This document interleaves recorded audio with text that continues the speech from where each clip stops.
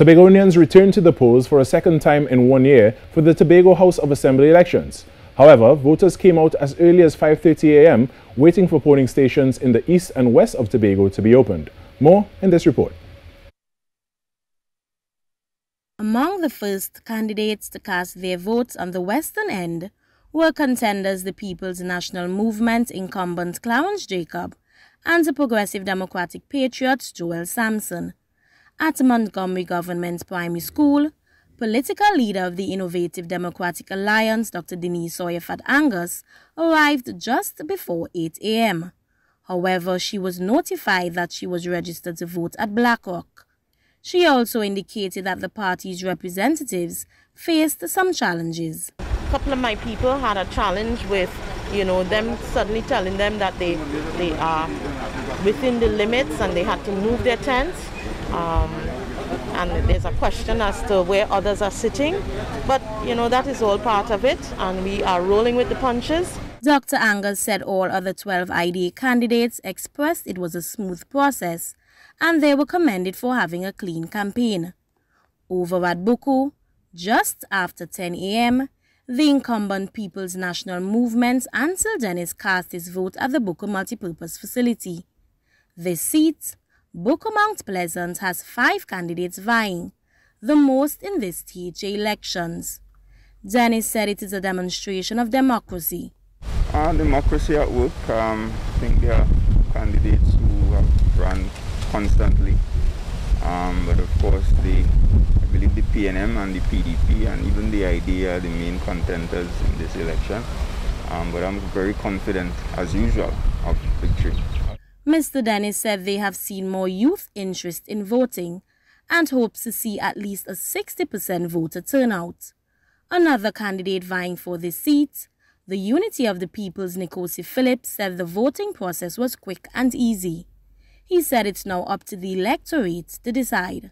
They see me consistent and that's very good, and they asked me to continue, win or lose, continue to do what I'm supposed to do, and I will do it. Win or lose this election, I'm not giving up. The party Unity of the People is here to stay. The PDP's Sonny Craig, IDA's Nicola Wint, and Class Action Reform Movement's Ricardo Phillip are the other candidates vying for the Buku Mount Pleasant seat. Carissa Douglas, 40TT News.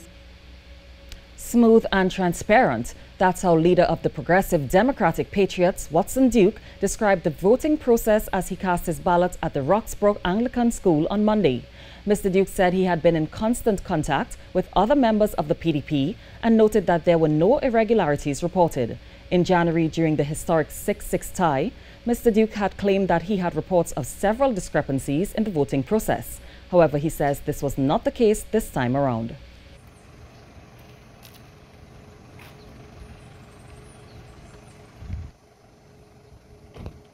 I have not heard any, nor have I given myself to hear any. We have persons who are well able to respond to any of those anomalies. We have lawyers on standby.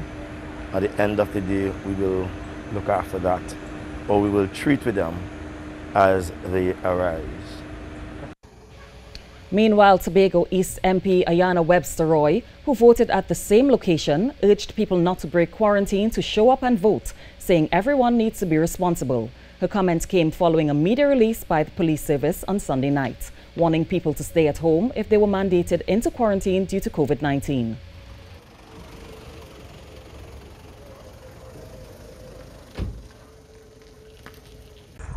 My entire family got infected. Thankfully, we weren't badly, we weren't very ill. So I'm encouraging persons, if they know that they're supposed to be in quarantine, to please stay in quarantine. At the end of the day, we all have to reside in Tobago together after this day, and we want the majority of our population, if not everybody, to be healthy and safe so that we could continue the momentum of development on our island. Mrs. Webster-Roy said the voter turnout seemed to be high and hoped that it would cross the 52% turnout that was witnessed in January. Meanwhile, political leader of the People's National Movement Tobago Council, Tracy Davidson Celestine, believes there is a place for technology in the voting process. Mrs. Davidson Celestine cast her ballot at the Delaford RC Primary School The PNM candidate for Signal Hill, Patience Hill, said she is confident of the work done by the former Tobago House of Assembly, commenting on the decision by the Elections and Boundaries Commission not to go ahead with electronic voting in 2 districts in Tobago. Mrs. Davison Celestine noted the EBC is an independent body.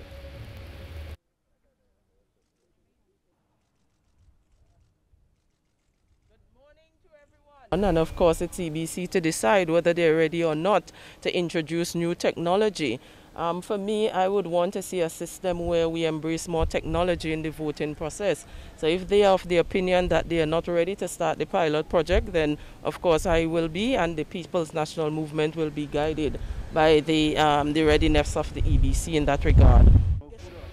Deputy Political Leader of the Progressive Democratic Patriots, Farley Augustine, said the proposal by the EBC for electronic voting was not the best option mere days before a poll. He said the PDP's objection had nothing to do with the implementation of the electronic voting. The PDP candidate for Palatouve Lansfourmi Speyside said they simply wanted to get from the EBC what measures were in place to safeguard the data. That when EBC collects this data in real time, as they say, and they store it, we don't know who will have access to it. We had no assurances that our opponents wouldn't be able to have access to it. So while we are working manually, looking at the turnout, they are having it in real time electronically.